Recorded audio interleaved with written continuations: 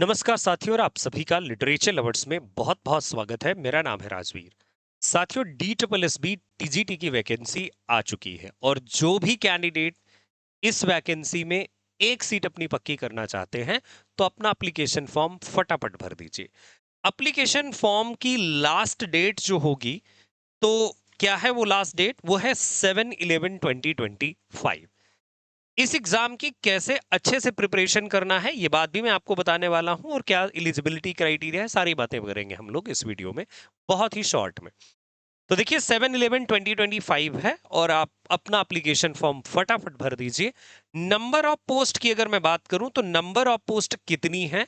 हर एक विषय की अलग अलग नंबर ऑफ पोस्ट है, जिसमें से इंग्लिश जो सब्जेक्ट है, मेल और फीमेल दोनों कैटेगरी। तो देखिए अगर आप देखें तो इंग्लिश मेल में जो नंबर ऑफ पोस्ट हैं वो है 869, और इंग्लिश फीमेल में जो नंबर ऑफ पोस्ट हैं वो है 104, यानी 104 हैं। कुल मिलाकर काफी अच्छी सीटें हैं आपकी टीजीटी इंग्लिश में। अदर सब्जेक्ट वाले कैंडिडेट देख सकते हैं कि अदर सब्जेक्ट में कितनी क्या सीटें हैं, वो आप अपनी देख सकते हैं। बात आती है एलिजिबिलिटी क्राइटेरिया की कि क्या है एलिजिबिलिटी क्राइटेरिया। तो मैं आपको इंग्लिश सब्जेक्ट का एलिजिबिलिटी क्राइटेरिया दिखा देता हूं। बहुत अच्छी अपॉर्चुनिटी है इसलिए कि देखिए इसमें एक ही एग्जाम होने वाला है। सबसे बड़ी बात यही है कि एक एग्जाम और कहानी खत्म। देखो UP TGT UP LT grade में डबल डबल एग्जाम देने पड़ेंगे आपको, प्री और मेंस। यहां पर आपको सिर्फ और सिर्फ एक एग्जाम देना है। देखिए एलिजिबिलिटी क्राइटेरिया आपको मैं दिखा दूं क्या है eligibility criteria. Eligibility criteria English subject के लिए पेज नंबर 6 पर है। तो ये देखिए हम आ गए हैं पेज नंबर 6 पर।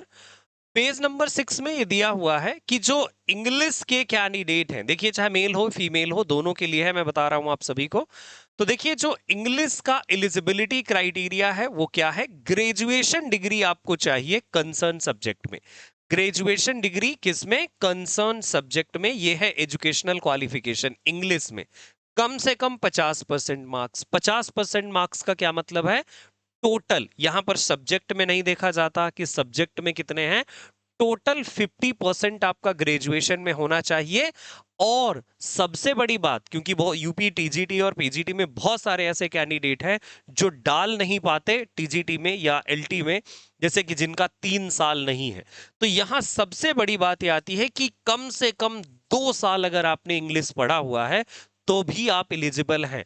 और यही बात खत्म नहीं होती कि अगर मान लीजिए बैचलर डिग्री तो हो गया, मास्टर या फिर आपके पास क्या हो, masters degree in concern subject, यानी इंग्लिश में अगर मास्टर डिग्री भी है और कम से कम 50% है, तब भी आप एलिजिबल होंगे। लेकिन यही बस एलिजिबल नहीं, आपके पास बीएड होना चाहिए, या तो इंटीग्रेटेड, जैसे बीए बीएड होता है तो इंटीग्रेटेड होना चाहिए, या बीएड एमएड इंटीग्रेटेड है तो वो इंटीग्रेटेड हो।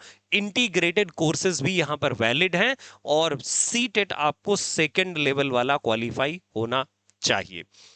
जो कैंडिडेट सीटेट नहीं क्वालिफाई होंगे वो भी एलिजिबल नहीं होंगे, यानी कि ग्रेजुएशन प्लस बीएड और सीटेट, मास्टर डिग्री बीएड या सीटेट, ये एलिजिबिलिटी क्राइटेरिया है। और मिनिमम 50%। यहां पर बीएड में कितना परसेंटेज होना चाहिए ऐसा कुछ भी नहीं लिखा हुआ है। ठीक है, यस, बात समझ गए? ठीक है। अब हम इसके बाद आते हैं आगे। आगे ये देखते हैं कि एज वगैरह का क्या क्वालिफिकेशन, एज वगैरह के लिए क्या क्वालिफिकेशन है। एक्सपीरियंस वगैरह जरूरत नहीं है। पे स्केल, पे लेवल 7 आपको मिलने वाला है, जो 44,900 से लेकर के 1,42,400 है। 30 साल से ज्यादा उम्र नहीं होनी चाहिए। अपर एज लिमिट जो है वो 30 साल है। लेकिन अगर आप रिजर्व कैटेगरी हैं तो आपको एज में भी रिलैक्सेशन मिल जाने वाला है, क्योंकि government servant and all up to 5 year, और डिपेंड करता है कि आप किस कैटेगरी में हैं। प्लीज एज रिलैक्सेशन के लिए इस नोटिफिकेशन को कंप्लीटली देख लीजिएगा, वो आपके लिए बहुत ही बढ़िया होगा। ठीक है। इसके बाद बात आती है कि एग्जाम पैटर्न क्या है। ये तो आपने देखा कि एजुकेशनल क्वालिफिकेशन क्या है। तो देखो यहां पर एग्जाम पैटर्न मैं आपको बता देता हूं कि एग्जामिनेशन स्कीम क्या है। ये एग्जामिनेशन जिसे हम कहते हैं टेंथ ग्रेजुएट टीचर वाला, जो अलग अलग सब्जेक्ट का है, डिटेल एग्जामिनेशन स्कीम क्या है टीयर 1 के लिए। ये टेक्निकल या टीचिंग नॉन टीचिंग के लिए, दोनों के लिए, टेक्निकल और टीचिंग दोनों के लिए सॉरी अप्लाइड है, नॉन टीचिंग के लिए नहीं। टोटल नंबर ऑफ क्वेश्चन जो होंगे आपके लिए, टोटल नंबर ऑफ क्वेश्चन होंगे 200, टोटल मार्क्स 200 आपको मिलेंगे, और डिस्क्रिप्टिव वगैरह कुछ भी नहीं है, 2 आवर्स का टाइम आपको मिलने वाला है। यही आपकी एग्जामिनेशन स्कीम है। और देखिए यहां पर जो आपसे पूछा जाएगा वो क्या क्या पूछा जाएगा, इस चीज को भी आप नोटिस करें थोड़ा सा। देखिए सेक्शन ए जो होगा, यहां पर आपके एग्जामिनेशन में जनरल अवेयरनेस है ना, general intelligence, reasoning ability, arithmetical है ना, test of Hindi language, test of English language. तो देखो इंग्लिश का फायदा मिल जाता है, हिंदी लैंग्वेज का टेस्ट। कुल मिलाकर के हर एक के लिए यहां पर 5 सेक्शन ये दिए गए हैं, general awareness, general intelligence, reasoning, numerical ability वगैरह। देखो अगर आप एलटी वगैरह की तैयारी कर रहे होंगे तो वो जो आप पढ़ रहे हैं हमारे यहाँ से जीके जीएस, उसी में ये चीजें आ जाती जो जीआईसी वाला पढ़ रहे होंगे जो लोग, है ना। यस, तो हर एक के लिए 20 मार्क्स है यहाँ पर। 100 मार्क्स का पार्ट आपके लिए ये होगा, 100 क्वेश्चन और 100 मार्क्स, ठीक है।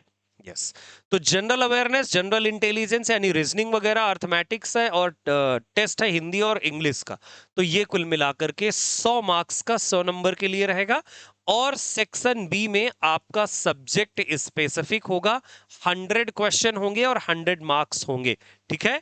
यस, यहां पर लिखा हुआ है कि ये देखिए, for all technical and technical slash teaching post, इनके लिए ये पैटर्न अप्लीकेबल होगा, ठीक है।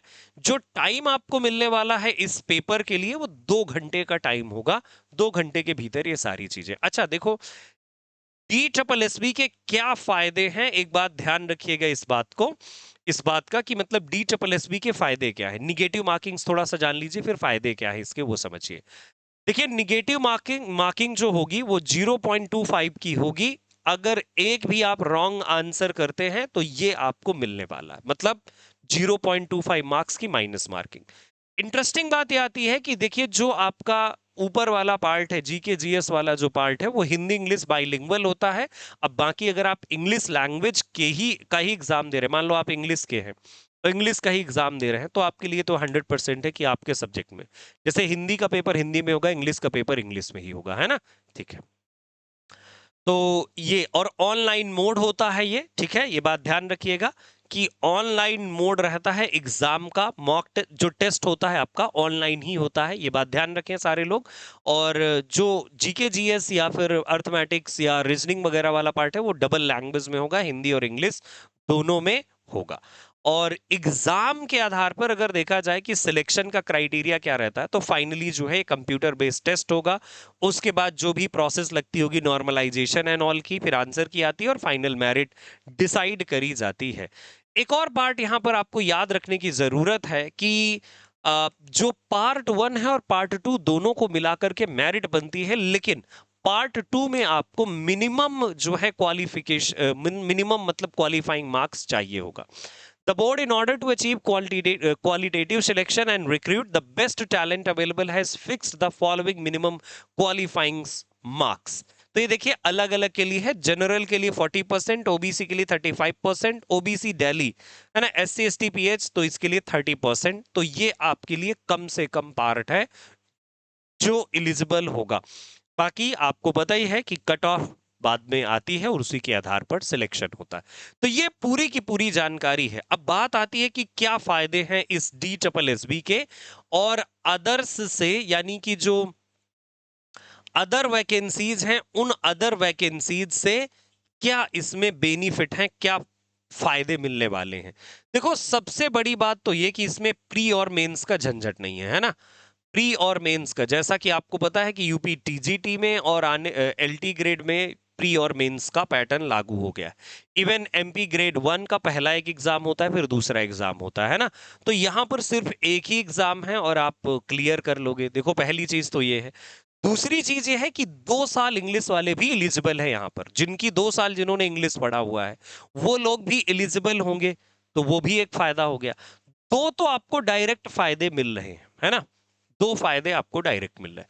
अब बात आती है कि बढ़िया तैयारी कैसे करें।